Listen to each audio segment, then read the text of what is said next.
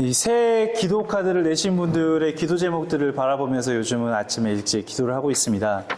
혹시라도 지금 설교를 듣다가 맞아, 아직 내가 제출하지 못했지 하는 분들이 계시다면은 늦지 않았습니다. 늦게라도 꼭 이 올해 기도 제목 카드 제출하고 그 다음에 새해 축복 기도를 받고 돌아가셨으면 좋겠습니다. 아시겠죠? 혹시 안 내신 분들이 없어가지고 지금 대답이 없는 건가요? 여기 이 새 기도 카드 혹시라도 종이가 없는 분들은 제게 찾아오시면 제가 종이를 드리겠습니다. 꼭 이거 적고 가시길 바랍니다. 제가 그래서 이렇게 아침마다 이 기도 제목들을 보는데, 저희가 이 기도 제목만 있는 게 아니라 이 뒷면에 보면은 올 한 해 신앙의 결단이라는 칸이 있지 않습니까? 함께 하다 보면, 함께 보다 보니 유독 올해에는 하나님 뜻대로 살겠습니다. 올해에는 말씀에 순종하며 살겠습니다. 이런 내용이 많더라고요. 제가 그러한 내용을 읽다가 문득 그런 생각이 들었습니다. 하나님을 만약에 지금까지 뜻대로 살지 않는 게 있었더라면은 이거를 우리가 하나님의 뜻을 정확히 몰랐기 때문에 그대로 살지 않은 것이 더 클까? 아니면은 하나님의 뜻을 알면서도 그에 따르기 싫어서 우리가 하지 않는 게 더 클까? 성경의 표현으로라면은 그것마저도 대적이라고 했으니까요. 이 대적은 막 싸우고 반항하는 것만이 아니라 하나님의 뜻을 따르지 않는 것도 대적이라죠. 하나님이 어떤 분이셔라고는 쉽게 알고 있는데 우리가 하나님의 뜻대로 살아가지 않는 것, 그리고 하나님의 뜻을 알지만 그대로 살아가기가 참 쉽지 않을 때가 많습니다. 그런데 그것마저도 이 성경에서는 하나님을 대적하는 것이라고 합니다. 갑자기 좀 마음이 좀 불편해지나요? 특히 오늘 우리가 읽었던 본문 가운데 본문 5절, 그러므로 땅에 있는 지체를 죽이라. 곧 음란과 부정과 사욕과 악한 정욕과 탐심이니 이 탐심은 우상숭배니라. 여러분만이 아니라 이러한 말씀 앞에서 목사로서 저도 참 마음이 불편합니다. 한국에는 특별히 유독 좀 대형 교회들이 많죠. 이제 얼마 전에 대형 교회 쏠림 현상에 대해서 다른 목사님들과 이야기를 나누는 자리가 있었는데요.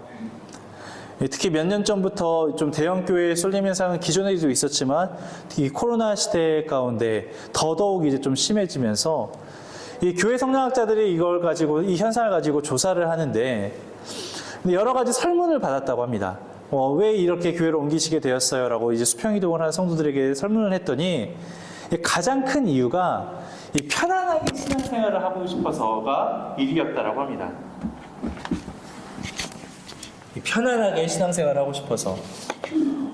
물론 아이가 있는 자녀가 있는 이제 부모님들 같은 경우에는 아이들을 위한 교육 프로그램이라든지 아니면 어떤 영적인 프로그램이 잘 돼 있어서 그런 이유도 있지만, 가장 큰 이유를 찾아보니 그 여러 명 가운데 있을 때 생기는 그 익명성에 기대서 편안하게 교회를 다니고 싶어서라고 합니다.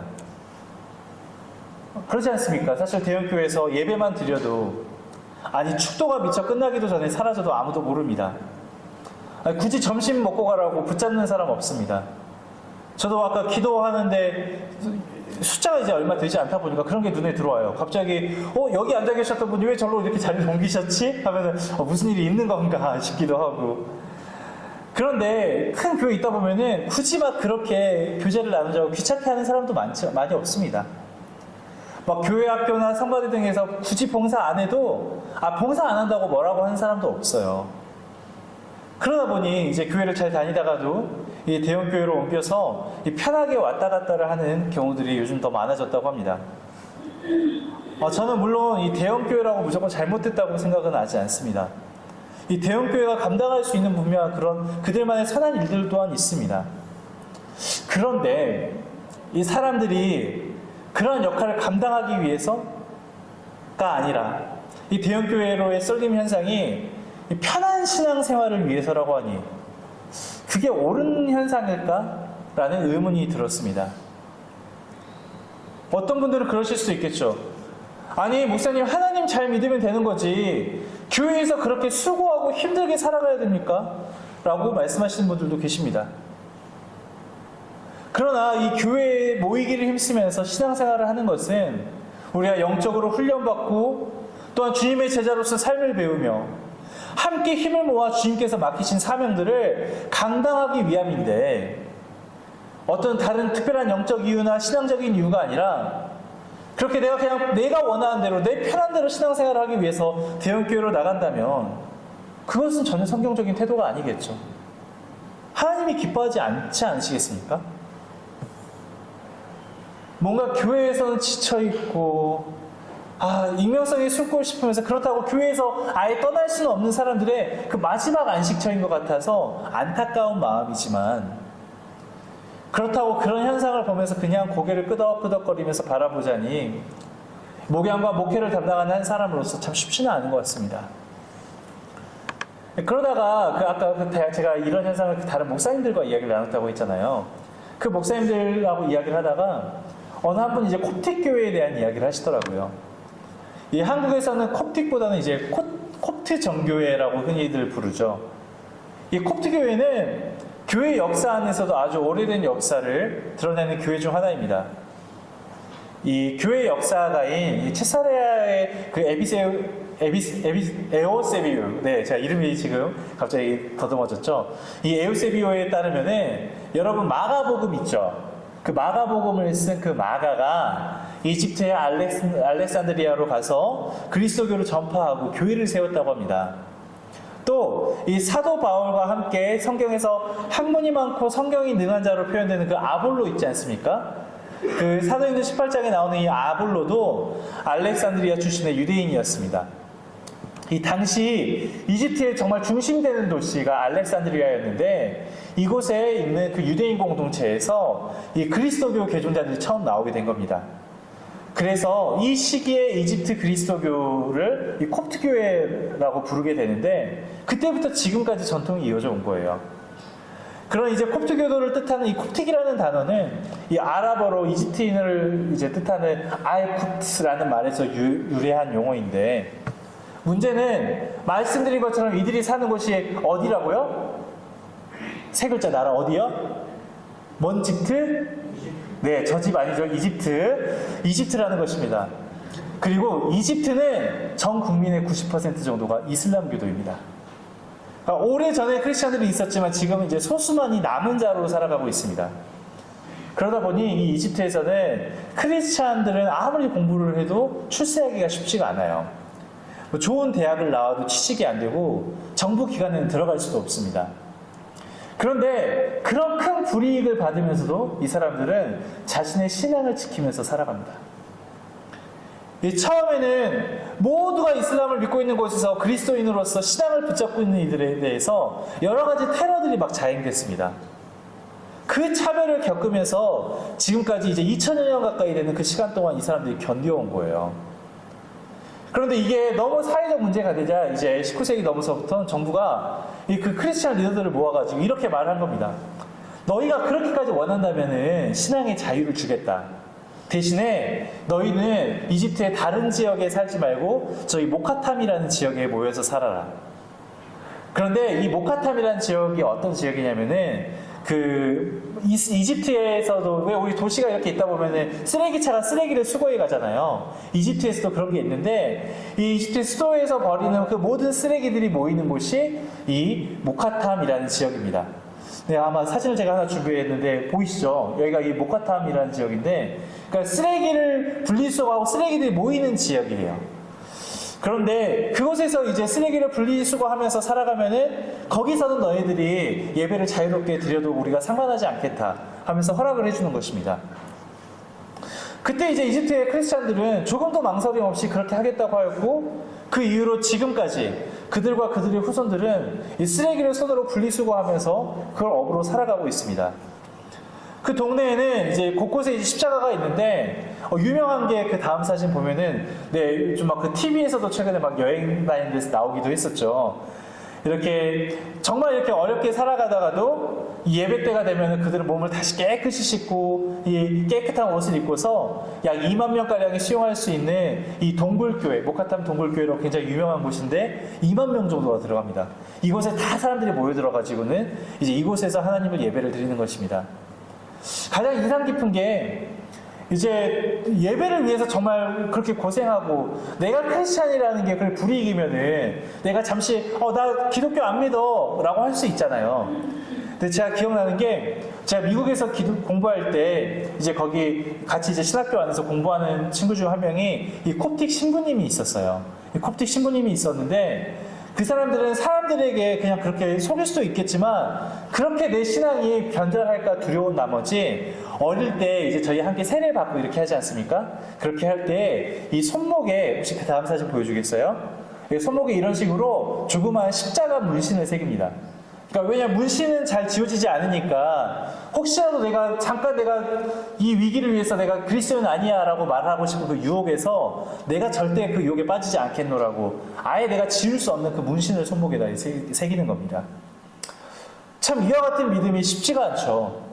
우리는 조금이라도 더 편하려고 더 편한 예배의 장소, 더 편한 예배의 공간을 찾아 떠났는데 과연 우리라면 그렇게 모든 걸 포기하면서까지 예배로 나아갈 수 있을까? 좀 어렵죠. 그럼 질문을 바꿔볼까요? 예배를 포기하면서 달성하는 일은 조금 직접적으로는 하나님 없이 내가 뭔가를 한다면은 그 일이 성공한다고 해서 나에게 행복을 가져다 줄 수 있을까? 앞의 질문이 조금 어려웠다면 저는 이 질문에 대해서는 자신 있게 이야기할 수 있을 것 같습니다. 아니다라고요. 여러분들 잘 아시는 이 프랑스의 실존주의 철학가이자 이 문학가였던 이 알베르트 까뮈의 이 오해라는 희곡이 있습니다.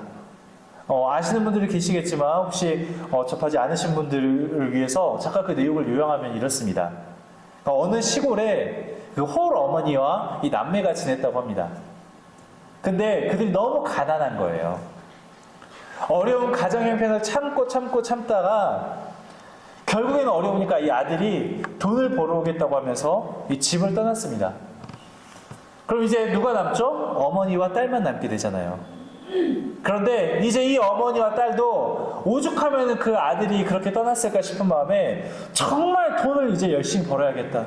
내가 지금까지랑 다르게 어떤 수단과 방법이라도 강구해서 내가 분명히 내가 정말 돈을 벌어야겠다라고 이제 마음을 먹게 된 겁니다. 그래서 이 어머니와 딸이 작은 여관을 차렸는데 근데 여러분 시골에서 여관 운영으로 돈을 버는 게 쉽지가 않잖아요.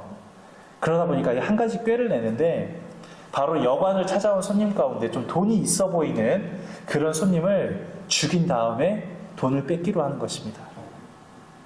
그들은 여관에 묵는 사람 중에서 좀 이렇게 비싼 명품 옷 입고 있고 이런 사람들에게는 수면제를 먹여서 재운 후에 죽여서 여관 뒤에 있는 강물에 버리고 손님의 짐꾸러미에서 이제 돈이나 보석 같은 걸 챙기는 방법으로 돈을 모으게 되었습니다.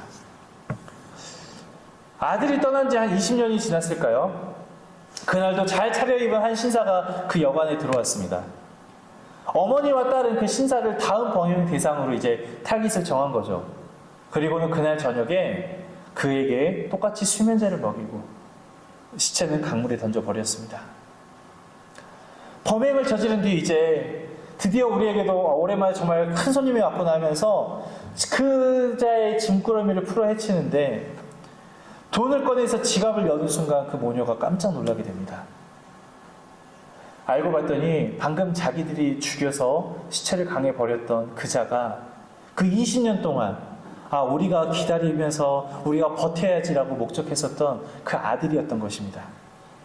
결국 두 모녀는 자신들의 어리석음을 한탄하면서 아들을 던져버린 그 강물에 투신해서 자살하고 맙니다. 까미는 이 작품을 마무리하면서 정말 제가 인상 깊었던 한 대사가 있습니다. 이렇게 작품을 마무리합니다. 죄는 아무리 행운이 따른다고 하더라도 항상 불행할 뿐이다. 저는 이게 우리의 영적에도 똑같이 적용되는 이야기라고 생각을 합니다. 우리가 하나님이 아닌 내가 중심이 되어서 내가 죄악과 타협하며 산다면은 설령 그로 인하여 내가 부와 명예를 가질지라도 결국 불행할 수밖에 없다는 것입니다. 오늘 성경 말씀은 그리스도인들이 이 세상에 살아가면서 관심을 기울여야 하는 중요한 주제가 있음을 이야기합니다. 그것은 바로 위의 것이라고 표현되어지는 단어입니다.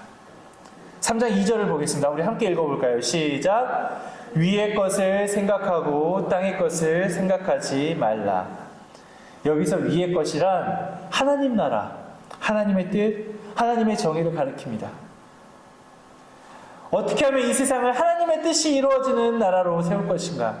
라는 자세를 가지고 주된 관심을 하나님께 두며 하나님의 뜻을 이루기 위해 순종하는 사람의 모습이 바로 그 위의 것을 추구하는 사람입니다. 즉, 성도들이 하나님의 말씀에 순종하는 것, 영혼을 전도하는 것, 믿음의 사역을 감당하는 것, 이 모든 것이 다 위의 것을 추구하는 것입니다. 그러한 것들의 특징이 무엇입니까? 바로 변하지 않는 영원한 것이라는 것이죠. 반대로 땅에 있는 것이라는 것은 이 세속적인 것입니다. 이것들은 시간이 지나면 변질되고 썩어지는 것입니다. 육신의 일, 내 삶의 일, 정치, 경제, 사회, 문화, 예술, 건강, 재물, 명예, 권세, 탐욕, 이 모든 것들이 변하는 땅의 것들입니다. 땅의 것을 찾지 말라는 말씀은 그냥 우리가 그런 것들을 무시하고 살아라 이게 아니라 이런 일시적이고 지나가는 것들을 주된 삶의 관심사 혹은 인생의 목표로 삼지 말라는 것입니다. 그런데 그게 가능한가요? 이걸 무시하면서 살아갈 수가 있나요? 어렵죠. 왜냐하면 그게 우리의 삶이거든요. 당장 내가 지금 뭐 먹고 살아가야 되는지, 이번 달 공과금은 내가 어떻게 내야 되는지, 어느 정도 여유가 생기면 달라지나요? 누구는 어떤 차 탄다는데 난 뭘 타야 되지? 누구는 몇 평짜리 어디에 산다는데 나는 어디 살아야 하지? 올해 연봉 협상은 어떻게 해야 되지? 이런 게 현실이거든요. 얼마 전 한 조사를 봤는데 이 벼룩시장 구인구직이 이 직장인 1943명을 대상으로 한 설문이었습니다. 가장 이루고 설문을 보여주겠어요? 가장 이루고 싶은 삶의 목표가 무엇입니까? 라는 질문에 1등으로 차지한 답이 무엇인 줄 아십니까? 네, 앞에 나오죠? 앞에 흐려서 잘 안 나오나요? 의도치 않게 정답이 가려졌습니다. 네, 1등이 24.7%가 대답한 내 집 마련이었다고 합니다. 그래도 주님 나라 위하여 이런 노래도 있으니까 이 땅의 복음화일까? 아니요, 안 믿는 사람들도 있으니까 왜 그런 노래도 있었잖아요. 우리의 소원은 통일이라니까. 이 사람들의 소원은 통일일까? 그런데 1등에 24.7%가 대답한 내 집 마련이었다고 합니다. 그럼 한 2등쯤에는 좀 그런 가치들이 드러날까? 일단 2위는 18.7% 목돈 만들기. 그럼 3위는 좀 괜찮을까? 3위는 은퇴 후 여유자금에 대한 저축이었다고 합니다. 그러니까 1위, 2위, 3위가 모두 경제적인 것이라는 거죠. 하긴 그렇습니다. 우리가 이 세상을 살아갈 때 그런 것들만큼 가장 기본적이면서 중요한 문제가 어디 있겠습니까? 그러나 여러분, 여기서 우리의 정체성이 드러나는 것입니다. 그리스도인들은 단순히 내가 먹고 살기 위해 살아가는 사람이 아닙니다. 우리는 하나님을 섬기기 위해 살아가는 사람들입니다.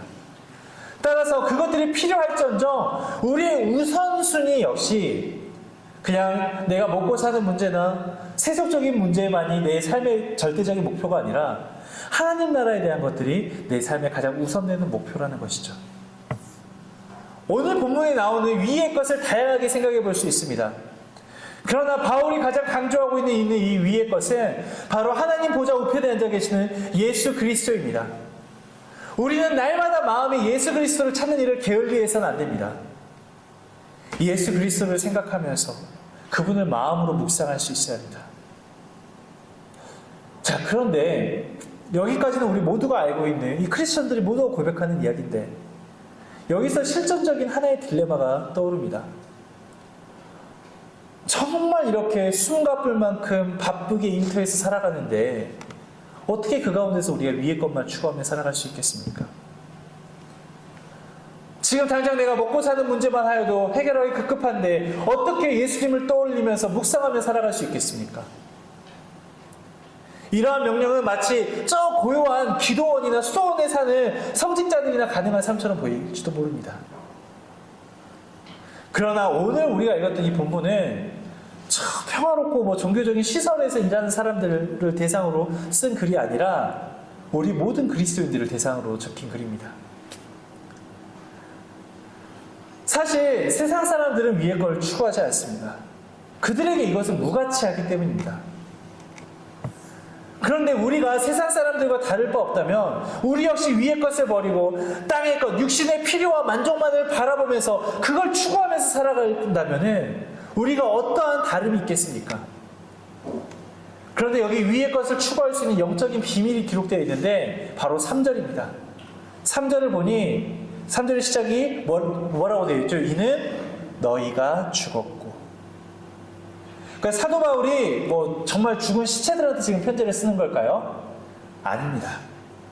아직 생생하게 살아있는 골로새 교인들한테 보낸 편지인데 그렇다면 왜 너희가 죽었다라고 하죠? 바로 우리의 옛사람이 죽었기 때문입니다. 예수님을 알기 전에는 세상이 전부인 줄 알고 그것만을 쫓아 살았던 옛사람. 죄악 행하기를 즐기며 내 육신의 정욕과 탐심만을 강하게 갈망했던 옛사람이 죽었다는 선포입니다. 사도 바울의 말처럼 우리는 예수 그리스도를 믿음으로 말미암아 우리의 옛사람이 주의 십자가에 함께 못 박혀 죽은 사람이 됩니다. 그리고 예수 그리스도로 말미암아 우리는 새로운 사람으로 다시 태어나게 되죠. 이걸 신학적 용어로 중생, 한글말로 거듭남이라고 표현합니다. 이제 오늘 우리는 성찬식을 거행할 겁니다. 새해를 시작하며 주연절을 바라보며 오늘 우리가 성찬식을 갖는 것은 비록 우리가 이 땅 가운데 살아가고 이 땅에 매여 살아가지만 주의 피와 살을 함께 공유하는 우리는 그것에만 매여 살아가는 것이 아니라 그 너머에 있는 영원한 하늘나라를 바라보며 살아간다는 내 삶을 향한 선포이기도 합니다.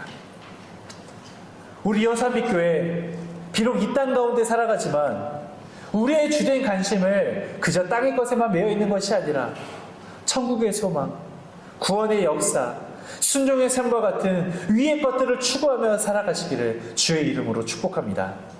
함께 기도하겠습니다. 주님, 이 땅 가운데 살아가며 이 위의 것, 하늘나라를 꿈꾸며 살아가는 우리들입니다.